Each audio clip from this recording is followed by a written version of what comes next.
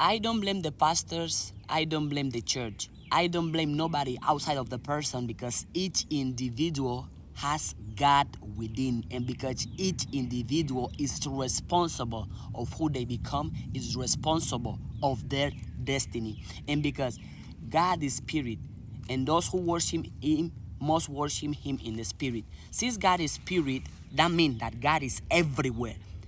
But if you believe that God is more in your pastor than in you, you're going to have more faith in your pastor than having faith in you. And having faith in your pastor is only going to do what? You're going to keep making your pastor rich instead of having faith in yourself and making yourself rich. The pastor does not have more God in you, in them than in you. There is no more God in me than in you. There is no more spirit in me than in you. God is in all of us equally active all the time. So what each one of us is responsible of doing is to taking ownership of our mind, ownership of our spirit, ownership of our power. Instead of putting your power in a church, your power in a pastor, your power in somebody else, put your power in you, that you are responsible, and that by you using your own mental power, by you using your own consciousness, you can change your life. Because you giving your money to a church, first of all, why will you invest your money into a church that believe money is evil, money is bad, money is nasty, that the love of money is bad? If the love of money is bad, ask your pastor, Pastor, you said the love of money is bad, but I see you with private jets. I see you with money. Why do you have that money? And Pastor, if the love of money is bad, why are you doing so good with your life? Because you have money, and I'm doing so bad with my life because I don't have money. You are responsible. Take ownership of your mind and use your own mental power. Use your own mind. Use your own spirit to change your life for the better. Because if you don't do it, your pastor is going to keep using your mind, your energy, your money to make himself rich, to make himself prosperous. But the pastor doesn't have more God in them than you. You had to tap into the power of God. You had to take ownership and know that, hey, with God in me, everything and anything is possible. That I don't need a church or a pastor to become rich. With my own mind, with my own power, my own skills, my own talent, my own gifts, my own time, I can make money. I can multiply money. I can invest money, and I can enjoy money. And he also says here, let us walk by the same rule. Let us be of the same mind. Let us be of the same mind, which means the Christ mind, the mind of God, the mind of Jesus is winning you. Do you think the mind of Jesus was full of negativity, poverty, insecurities, fear, lack? Absolutely not. Jesus' mind, the godly mind, was full of prosperity, love, happiness, positivity, perfect health. So make your mind to work as the mind of God work, as the mind of Jesus work, because you have it winning you. But if you don't tap into your power, it's not the pastor's fault, because also, let's not forget that your pastor are not responsible of you. The church is not responsible of you. Who you become is not nobody else's responsibility but yours. What you do with your life is your responsibility. Don't wait for the pastor to change your life. You change your life. Don't wait for the church to change your life. You change your life. Don't wait for the Bible to change your life. You change your life. Because there is nothing, there is nobody outside of you that can make changes in your life as much as you can change your life. And you have it within you. You have it because God is in you. You have to have that faith that, hey, with the God in me, everything and anything is possible. And instead of expecting the pastor to make you rich, expect yourself to make yourself rich. Expect yourself to make yourself prosperous. Expect yourself to make yourself happy. Expect yourself to make yourself healthy because you have it in you, right? And also here it says,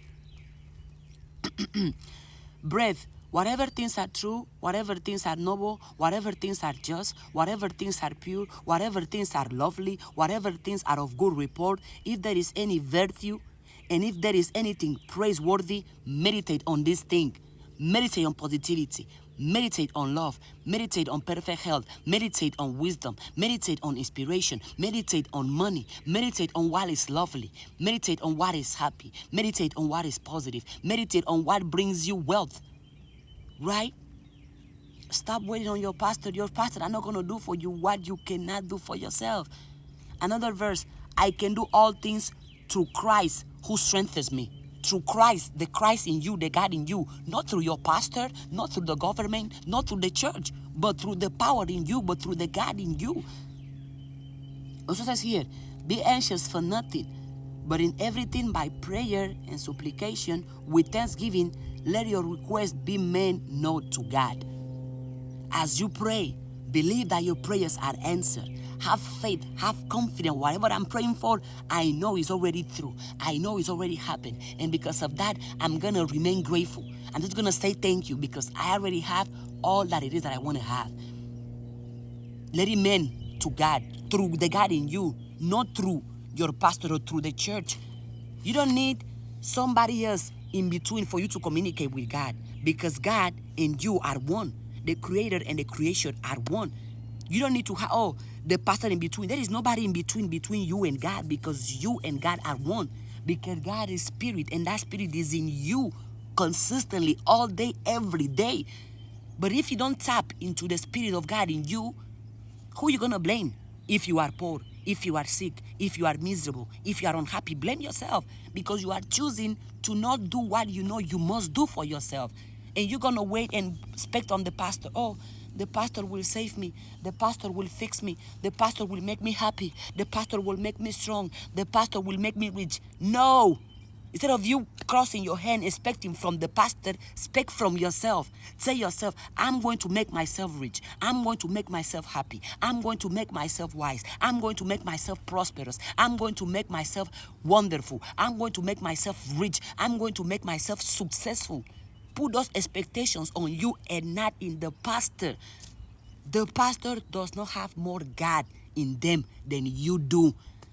Your pastor does not have more power than you have, which, by the way, do not give the power of your life to the pastor or to the church or to the government or to anybody else. Always keep the power in your life on you.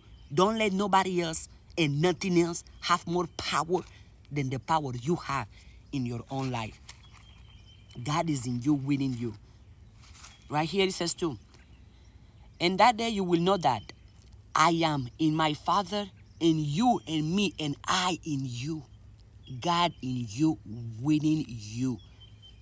With your own mental power, you can change your life for the better. By changing your self-image, by changing your consciousness, by changing your mind, which means changing your habits, changing your thoughts, changing your attitude, you are going to change your life. If you keep the poverty attitude, the poverty mindset, the poverty behavior, the poverty thoughts, you are going to stay poor because that's where your consciousness is. But if you change it, which you can, if you choose to, if you change your consciousness to prosperity thoughts, prosperity habits, prosperity thinking, prosperity feeling, prosperity words, prosperity attitude, prosperity behaviors, it's impossible for you to not become prosperous because if your consciousness is into prosperity, your body, your life is going to be into prosperity. The pastor is not responsible of you. You are. The church is not responsible of you. You are. The Bible is not responsible of you. You are. I am in my Father, and in me, and I in you. Also says here, the plans of God can only lead to plenty and abundance.